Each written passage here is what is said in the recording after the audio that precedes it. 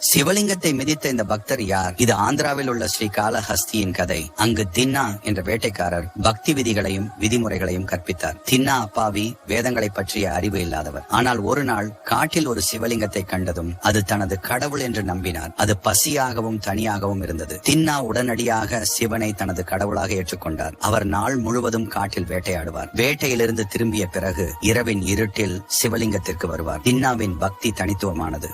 அவர் சிவலிங்கத்தை குளிக்க ஸ்வர்ணமுகி நதியிலிருந்து தண்ணீரை கொண்டு வருவார்.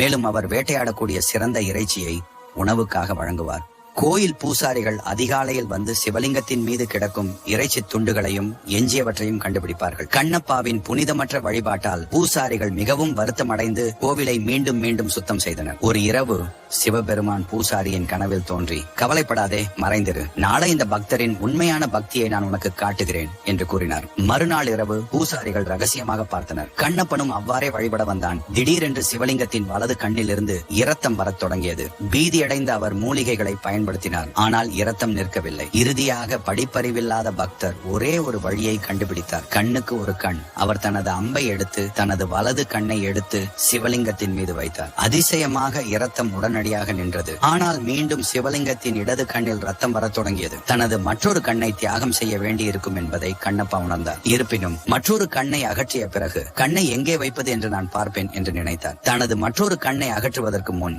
அதன் கண்ணை அடையாளம் காண சிவலிங்கத்தின் மீது தனது காலை வைத்தார். இந்த தீவிர பக்தி செயலை கண்ட பூசாரி திகைத்து போனார். சிவபெருமான் நேரில் தோன்றி கண்ணப்பனை தழுவி அவருக்கு முக்தி அளித்தார். கண்ணப்ப இந்த யாகத்தை செய்த இடம் ஆந்திராவில் உள்ள ஸ்ரீ காளஹஸ்தி. உங்களுக்கு சிவன் பிடிக்கும் என்றால் மறக்காமல் லைக் அண்ட் சப்ஸ்கிரைப் செய்யுங்கள்.